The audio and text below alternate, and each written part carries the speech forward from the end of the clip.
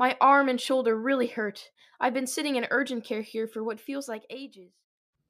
Cody's comprehensive care team started off with a medical laboratory technician, a doctor of osteopathic medicine, and social work. Throughout the way, you will meet many of our other team members. At the center of it all are Cody and his family. They will play the most pivotal role. As a doctor of osteopathic medicine, we emphasize that a person is a unit of mind, body, and spirit. My goal is to guide Cody through his leukemia treatment while collaborating closely with his family and the rest of the team through a multidisciplinary approach. Cody has been feeling a lot of emotional stress lately regarding his diagnosis and is very perceptive of the impact on his family. Early on, I looped in a social worker, a child life specialist, a speech-language pathologist, and a public health educator. We began with a family meeting to discuss patient-centered care and how we would share the responsibilities. We maintain open communication at all times with Cody's family through our electronic medical record system for easy access. We also have team check-ins to ensure everyone stays informed.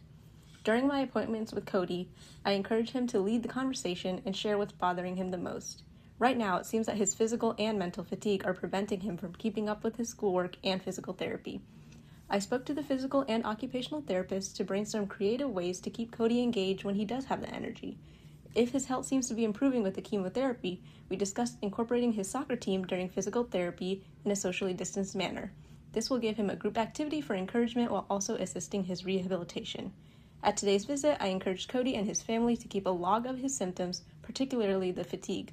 I offered to plan a blood work to assess the cancer response to chemotherapy and a pharmacology consult to discuss whether there is a need for antiemetics, antibiotics, or steroids to boost Cody's immune response and allow him to participate in reintegration plans with his school.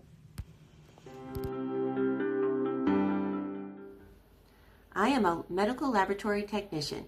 When Cody comes into the oncologist for checkups, I run tests on his blood. The oncologist has been tracking the lab results and believes Cody is demonstrating a positive response to treatment. However, leukocytosis, thrombocytopenia, and erythrocytopenia have also been observed. I report critical levels to the doctor immediately. He may decide Cody needs platelets or other treatment. I also examine a blood smear and note the morphology of Cody's blood cells. I report to the oncologist to help him determine how Cody is responding to chemotherapy. The social worker is a fundamental clinician on the interprofessional care team. In my role, I support the James family using a whole-person, family-centered approach, recognizing that Cody's health is shaped not only by medical treatment, but also his family, school, and emotional environment. When Cody transitions into pediatric oncology care, I meet with his parents to assess their understanding of the diagnosis, explore their concerns, and identify the practical and emotional stresses they're facing as a family. I help connect them with key supports, including oncology social work, child life services, financial counseling, and community resources such as the Leukemia and Lymphoma Society. I also coordinate directly with Cody's school to establish a 504 plan that will support home-based or virtual learning. I also communicate the necessary accommodations while protecting Cody's privacy. At the family level, I ensure Cody's sister remains connected to mental health support, recognizing how serious illness affects the entire family system. Throughout treatment, I serve as a consistent point of contact, reducing barriers, strengthening communication across the team, and helping this family feel supported, informed, and not alone. As the public health educator on Cody's interprofessional care team, my role is to translate clinical information into practical, everyday guidance the family can actually use at home. Because pediatric oncology treatment increases risks related to infection, fatigue, and nutrition, I provide structured education on symptom monitoring, hygiene and infection prevention, medication adherence, and energy conservation strategies. I also assess the family's health literacy so I can tailor communication in a way that feels clear, manageable, and not overwhelming.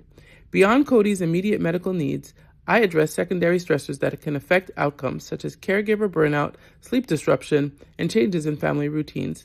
My goal is to strengthen the family's confidence, promote protective health behaviors, and support continuity of care between the hospital, home, and community.